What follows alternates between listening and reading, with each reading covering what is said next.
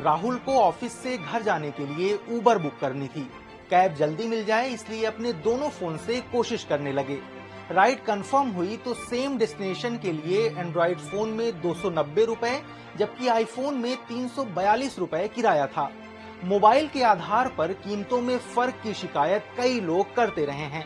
23 जनवरी को consumer affairs minister Prahlad Joshi ने कहा कि हमने इस पर गौर किया और सेंट्रल कंज्यूमर प्रोटेक्शन अथॉरिटी ने ओला उबर से जवाब मांगा है।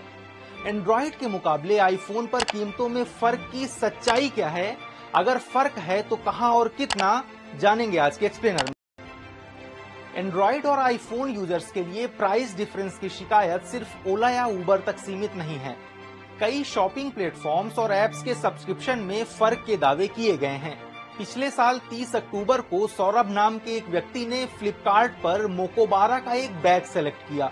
सेम प्रोडक्ट के लिए अलग अलग रेट की 2 फोटोज शेयर की। ये अंतर एंड्रॉइड और आईफोन की वजह से था।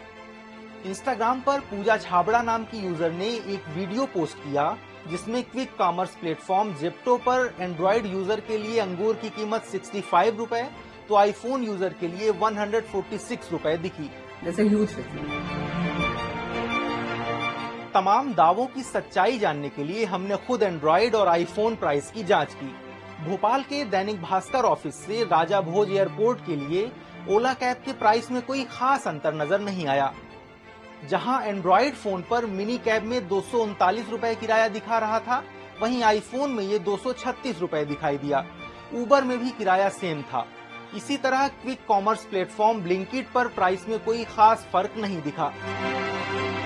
हालांकि आईफोन पर यूट्यूब के 1 महीने का प्रीमियम सब्सक्रिप्शन 195 रुपए है, जबकि एंड्रॉइड के लिए सिर्फ 149 रुपए। दोनों ही फोन्स में ये अंतर क्यों आ रहा है, इस पर चेन्नई की राइडिंग कंपनी फास्ट ट्रैक के डायरेक्टर सी अंबिगापति कहते हैं, इन कंपनियों के पास यूजर्स के हार्डवेयर की पूरी जानकारी होती है, जिसे लेकर ये फेयर में बदलाव कर सकते हैं। ये कंपनियों के लिए बच्चों के खेल जैसा है। हर कंपनी का एक डायनामिक प्राइसिंग एल्गोरिदम सिस्टम होता है जिसमें कस्टमर के किराए को समय, डिमांड, ट्रैफिक और मौसम के आधार पर बदला जा सकता है। एक्सपर्ट्स के मुताबिक कंपनियां इसके लिए एआई और मशीन लर्निंग का भी इस्तेमाल कर रही हैं। हालांकि एंड्रॉइड को गूगल ने ही डेवलप किया है, जिस वजह से इसमें यूट्यूब और गूगल वन प्रीमियम ज्यादा सस्ता है। यहाँ आईफोन की तुलना में सब्सक्रिप्शन लेने के लिए प्लेटफॉर्म चार्ज नहीं देना पड़ता, जिससे कीमतें 20% तक कम हो जाती हैं। इसके अलावा और भी कई फैक्टर हो सकते हैं।